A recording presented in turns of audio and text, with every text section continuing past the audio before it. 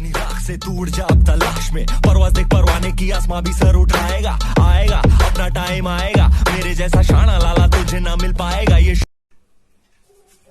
Hello friend, good afternoon to all of you. You are watching commerce winner with Gaurav. अगर आप कुछ अच्छा देख रहे हैं तो कॉमर्स विनर देख रहे हैं। I bring a new concept in this video, objectives of business. यानी कि अगर आप एक बिजनेसमैन हो तो बीइंग अ बिजनेसमैन आपके क्या ऑब्जेक्टिव्स होने चाहिए, उसका क्या ऑब्जेक्टिव होना चाहिए बिजनेस का। ठीक है, आप अपने प्रॉफिट के लिए सोच रहे हो, अच्छी बात है, लेकिन कुछ जगत भलाई यानी कि जो एक आपकी सोसाइटी की जो रिस्पॉन्सिबिलिटीज होती है उनके बारे में भी ध्यान रखना पड़ता है। इस क्लास में हम एक नया कॉन्सेप्ट लेकर आए हैं, वो हमको अच्छी तरीके से पढ़ते हैं।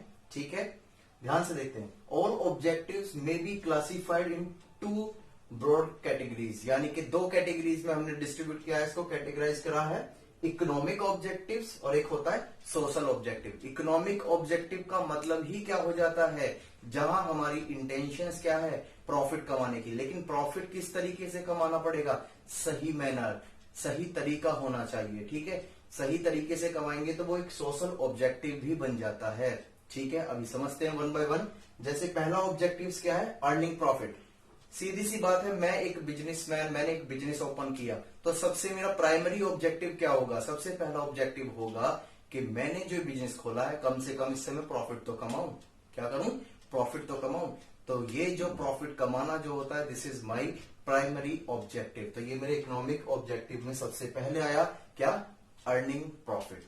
क्लियर। दूसरा है मार्केट स्टैंडिंग। मार्केट स्टैंडिंग, ध्यान से मुझे एक बात बताओ, एक बिजनेसमैन मार्केट में स्टैंड कब कर पाता है। मैंने कंटिन्यू 1 ईयर्स हो गया मुझको बिजनेस करते हुए, सेकंड ईयर, थर्ड ईयर हो गया, फोर्थ ईयर हो गया, लेकिन अभी मैं मार्केट में स्टैंड आस्ते आस्ते कर रहा हूं, धीरे धीरे करता हूं। एक स्लो प्रोसेस है। क्यों, क्योंकि कस्टमर के पास मेरा प्रोडक्ट जाएगा, फिर कस्टमर उसको यूज करेगा, कस्टमर उससे सेटिस्फाई होता है या नहीं होता है, कस्टमर की जो नीड्स है वो सेटिस्फाई हो रही है या नहीं हो रही, वो सारी चीज चेक करेगा, फिर वो अपने रिलेटिव्स को बताएगा, फिर रिलेटिव्स भी यही सारी प्रोसेस चेक करेगा, फिर वो अपने फ्रेंड से बताएगा। तो ऐसे ऐसे मेरी नेटवर्किंग इंक्रीज होती रहेगी। तो इसका मतलब क्या, मार्केट में अगर बिजनेसमैन को स्टैंड करना है तो सबसे पहले उसे ये आइडेंटिफाई करना चाहिए कि जो वो प्रोडक्ट बना रहा है क्या वो कस्टमर की नीड्स को सेटिस्फाई करता है या नहीं करता। जैसे मैं एक एग्जांपल लेके चलता हूं, सपोज करो एक सोसाइटी है जहां पर रेजिडेंशियल सोसाइटीज, जहां लोग रहते हैं,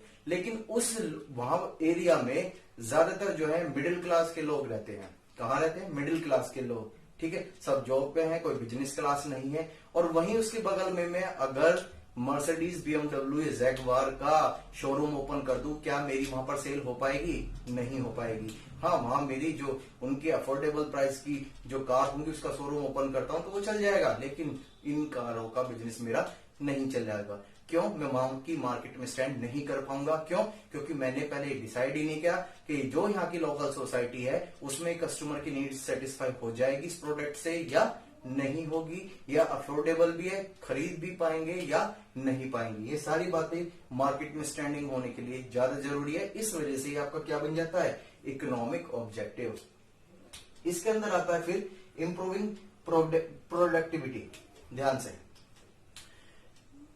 मुझे बात बताओ, इंप्रूविंग प्रोडक्टिविटी होता क्या है इस चीज में, आप अपने जो प्रोडक्ट होते हैं उनको इंप्रूव करो। क्या करो, इंप्रूव करो।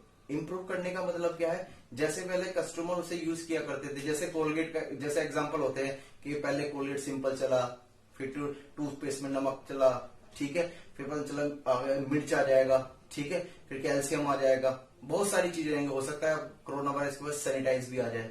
ठीक है, तो लेकिन ध्यान से, ठीक, तो आप अपने प्रोडक्ट को क्या करें, इंप्रूव करें। अगर आप अपना इकोनॉमिक ऑब्जेक्टिव करना चाहते हो, प्रॉफिट कमाना चाहते हो, तो आपको अपने प्रोडक्ट में इंप्रूव करना पड़ेगा। क्लियर। फिर आपका इनोवेशंस आप ही चेक करते हो। जैसे सपोज करो पहले डिजायर आई थी, क्या आई थी, डिजायर, ठीक है, डिजायर के बाद फिर मॉडल चेंज हुआ, फिर उसके बाद फिर मॉडल चेंज हुआ। फॉर्च्यूनर का देख लो, ओल्ड मॉडल, फिर न्यू मॉडल। इनोवा का ओल्ड मॉडल था, फिर क्या है, न्यू मॉडल।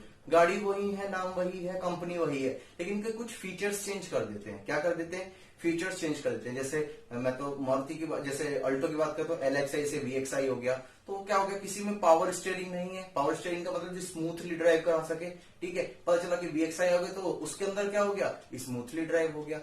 जब तक आप अपने प्रोडक्ट में इनोवेट नहीं करोगे, यानी कि कुछ बदलाव नहीं करोगे, तो कस्टमर अट्रैक्ट नहीं होगा और कस्टमर जो है आपके प्रोडक्ट को परचेज नहीं करेगा। जब आपके कस्टमर आपके प्रोडक्ट को परचेज नहीं करेंगे तो आपकी सेल इंक्रीज नहीं होगी, सेल इंक्रीज नहीं तो प्रॉफिट भी इंक्रीज नहीं होगा। ठीक है, तो ये बात समझ में आती है। आप अपने प्रोडक्ट में क्या करो, इनोवेट करो। ऑप्टिमम यूटिलाइजेशन ऑफ रिसोर्सेस, यानी कि सीधी सी बात है, अगर बिजनेस में पैसा है तो उसका प्रॉपर यूटिलाइजेशन होना जरूरी है।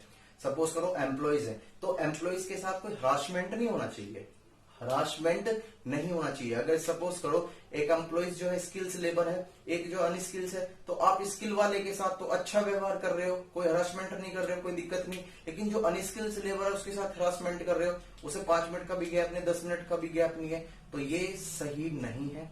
ठीक है, ये चीजें आपको चेंज करनी पड़ेंगी। ये क्या थे आपके इकोनॉमिक ऑब्जेक्टिव, ये बात समझ में आते। और इसके अंदर और भी चीज हो सकते हैं, जैसे मटेरियल।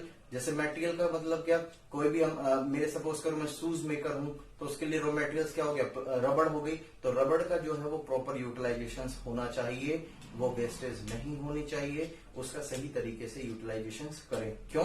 क्योंकि अगर आपकी वेस्टेज ज्यादा होगी तो रॉ मटेरियल ज्यादा कंज्यूम होगा, तो आपकी जो प्रोडक्शन कॉस्ट है वो इंक्रीज हो जाएगी, तो आपकी प्रोडक्ट की वैल्यू भी क्या हो जाएगी, इंक्रीज हो जाएगी। और जैसी मार्केट में प्रोडक्ट की वैल्यू इंक्रीज हो जाएगी और आपके कॉम्पिटिटर उसी प्रोडक्ट को, उसी बेटर क्वालिटी को लो प्राइस पे सेल कर रहे हैं, तो आपकी सेल इतनी इंक्रीज नहीं होने की जितनी आपके कॉम्पिटिटर की हो जाएगी, तो यहां पर आपको लॉस हो सकता है। इस केस में ये इकोनॉमिक एक्टिविटीज में कवर हो जाता है, सॉरी ऑब्जेक्टिव्स में कवर हो जाता है। फिर आता है आपका सोशल ऑब्जेक्टिव। सोशल का मतलब समझते हो, समाज सेवा। क्या होता है, समाज सेवा, यानी कि सोशल ऑब्जेक्टिव्स। अब आप एक बिजनेस कर रहे हो, तो आपके बिजनेस के पॉइंट ऑफ व्यू से सोशल ऑब्जेक्टिव क्या होना चाहिए। ठीक, ध्यान से देखते हैं। Quality goods and services at fair price. ध्यान से, होता क्या है, जैसे आपकी कोई कंपनी है, मैंने एक कंपनी ओपन करी, मुझे पता है कि इसमें हजार्डियस टाइप के केमिकल्स निकलते हैं जो लंग्स डिसीज पैदा कर सकते हैं। मैंने ऐसी जहां पर रेजिडेंशियल सोसाइटी है, मैंने वो कंपनी वहां पर डाल दी। ठीक है, मैंने क्या करा, मेरा प्लॉट लिया, जमीन ली, मैंने केमिकल्स क्या करते हैं, कंपनी डाल ली, बिना भी गवर्नमेंट के, ऐसी चल रही है इलीगल वे में। ठीक है, कोई दिक्कत नहीं, उससे वहां के लोग बागों को प्रॉब्लम्स होने लगी, कंप्लेंट तो होगी, जाहिर सी बात है। तो मैं ऐसा काम क्यों करूं? मेरा सोशल ऑब्जेक्टिव क्या बनता है, कि सोशल ऑब्जेक्टिव बनता है कि मुझे पता है कि ये जो मेरी कंपनी है इसका प्लांट यहाँ पर होना चाहिए, यहाँ पर रेजिडेंशियल सोसाइटी नहीं है, आसपास कोई भी ऐसा एरिया नहीं है, कोई किसी को हार्म नहीं होगा, तो वो सारी चीजें होनी चाहिए। जैसे एग्जांपल ले लेते हैं, आपने भट्टे देखे होंगे ईंट के, जहां ईंटें बनती हैं, ब्रिक्स मेकिंग जो होती है जहां पर, तो वहां पर चिमनियां जो होती है बहुत ऊंची ऊंची लगी होती है। उसके पीछे रीजन क्या होता है, उसके पीछे ये रीजन होता है कि वो इतनी ऊंचाइयों पर होती है कि जहां तक की एयर का हम ऑक्सीजन से लेते हैं वो उसके अंदर कवर नहीं होती, वो ऑक्सीजन से ऊपर पोल्यूशन फैलाती है। ये बात समझ में आती है। तो वो एक तरह से क्या है, आपकी लीगल नॉर्म्स भी बना रखे हैं, क्योंकि अगर लीगल कानून नहीं होगा तो लोग बाग क्या काम करेंगे, इस चीज का ध्यान नहीं देंगे। और कानून जो है वो इंसानों को प्रोटेक्ट करने के लिए ही बनाया जाता है। तो अगर ऐसा कोई किसी बिजनेस के लिए कोई कानून भी नहीं होता, फिर भी हमें अपना एक ऑब्जेक्टिव यानी कि सोशल वर्क होना चाहिए। क्लियर, ये बात समझ में आती है। जैसे एक बिजनेस वाला हो गया, मैंने चाय की दुकान भी मैं ही बन जाता हूँ, सारा कुछ मैं ही बहुत number times of role play करता हूँ। मैंने चाय की दुकान ओपन करी है, तो मैंने एक बाहर डस्टबिन भी रखा होना चाहिए कि लोग बाग जब चाय पिए या कॉफी पिए तो वो डस्टबिन कहां पर पुट करें, उसके डस्टबिन में डाल दें, उसका डस्टबिन का यूज हो, उन ग्लासेस को रोड पर ऐसे ना फैलाए। ठीक है, ये भी क्या है, मेरी एक सोशल ऑब्जेक्टिव्स बनता है, एक प्लेस होना चाहिए सही तरीके से। दूसरा क्या, अवॉइड अनफेयर ट्रेड प्रैक्टिस। ध्यान से, जैसे काला बाजारी, अभी बीच में भी लॉकडाउन में भी चला था, अभी लॉकडाउन में भी चला था कि जो लोग जो थे, पता था कि ब्लैक मार्केटिंग स्टार्ट हो गई थी, वो तो गवर्नमेंट ने अच्छा हुआ कि उस पर बैन लगाया, कुछ स्ट्रिक्ट रूल्स फॉलो करे और पेनल्टीज इंपोज करी गई हैं नंबर ऑफ कस्टमर्स पर, नंबर ऑफ शॉपकीपर्स पर। ध्यान से, अवॉइड अनफेयर ट्रेड प्रैक्टिस का मतलब क्या, सपोज करो मैं एक बिजनेसमैन हूं, मैं ही हूं, ठीक, और मेरे पास एक ऐसा प्रोडक्ट है जिसकी मोनोपोली है, यानी कि मार्केट में केवल मैं ही सोल्ड कर सकता हूं ऐसा प्रोडक्ट, और वो आता है वैसे कॉस्ट वॉस्ट और प्रॉफिट इंक्लूड करके 100 रुपीज का सोल्ड आउट करूं तो बिक जाएगा, लेकिन मैं बेचने वाला हूं, लॉकडाउन सिस्टम हो गया तो मैंने सोचा यार कस्टमर को इसकी ज्यादा जरूरत है, इसे और बेच, महंगा बेच, मैंने 200 रुपए का कर दिया, तो this is the black marketing. तो बिजनेस के पॉइंट ऑफ व्यू से आपका एक सोशल ऑब्जेक्टिव ये भी बनता है कि आप ब्लैक मार्केटिंग ना करें, प्ले सही तरीके से सही वैल्यू को, सही गुड्स को सही मेजरमेंट करके आप किसको, अपने कस्टमर को यानी कि पब्लिक तक पहुंचाएं। ये भी आपका क्या है, सोशल ऑब्जेक्टिव है। तीसरा क्या है, generation of employment. Generation of employment यानी कि आप कोई भी किसी भी तरीके का यूज इस तरीके से करें, ठीक, जो आपकी जनरेशन से उसका बेनिफिट ले सके। जनरेशन बेनिफिट कैसे निकले, जैसे मैंने प्लांट लगाया है, ठीक, अब प्लांट है, मुझे पता है कि प्लांट जो है 60 एज के इंसान को हार्मफुल हो जाता है, तो 60 एज वाला जो है उसको क्या रिटायर कर देना चाहिए, और जॉब वैकेंसीज किसके लिए निकालनी चाहिए, जो यूथ होती है, जो क्या होती है हमारी यूथ होती है, जिससे कि हमारे बिजनेस कंटिन्यू रन करता रहे और डेवलप में वो जल्दी तेजी से काम हो, और जो बीमार है वो बीमार ना पड़े, ठीक, उनके लिए वो सही तरीके से रहे। एम्प्लॉय वेलफेयर क्या होता है, एम्प्लॉय वेलफेयर, एम्प्लॉय वेलफेयर का मतलब होता है कि जब कोई एम्प्लॉय आपकी कंपनी में कोई काम कर रहा हो तो उसकी सुविधाएं के लिए सारी चीजें रखी जाए, सारी चीजें रखी जाए, जैसे फर्स्ट एड बॉक्स रखा जाता है, मेडिसिन रखी जाती है प्रॉपर, ठीक। आपने ज्यादातर कंस्ट्रक्शन बिल्डिंग में देखा होगा, ज्यादातर जो एम्प्लॉयज होते हैं लेदर के शूज और ग्लव्स इतने बड़े बड़े पहन के चलते हैं, उसका रीजन क्या है, जिससे कि कोई उनकी बॉडी पर मतलब हार्मफुल जख्म वगैरह ना हो, चोट वगैरह ना हो, ठीक। या जैसे आप अगर मैं बताऊं कोई भी केमिकल्स इंडस्ट्रीज होती है तो मास्क वगैरह लगा के दिए जाते हैं एम्प्लॉयज को, ठीक है, प्रॉपर चेकिंग भी होती है वीकली उनकी कि कोई केमिकल से हार्मफुल तो नहीं हो रहा, उनकी बॉडी को कोई प्रॉब्लम तो नहीं, कोई डिसीज तो क्रिएट नहीं हो रही। तो ये सारी जो वो होती हैं आपके जो ऑब्जेक्टिव्स होते हैं, यानी कि रिस्पॉन्सिबिलिटीज जो होती है वो किसकी होती हैं, बिजनेसमैन की होती हैं, और बिजनेसमैन की जो जितनी भी रिस्पॉन्सिबिलिटीज हैं ये आपकी सोशल ऑब्जेक्टिव कहलाती हैं। ये बात समझ में आती है।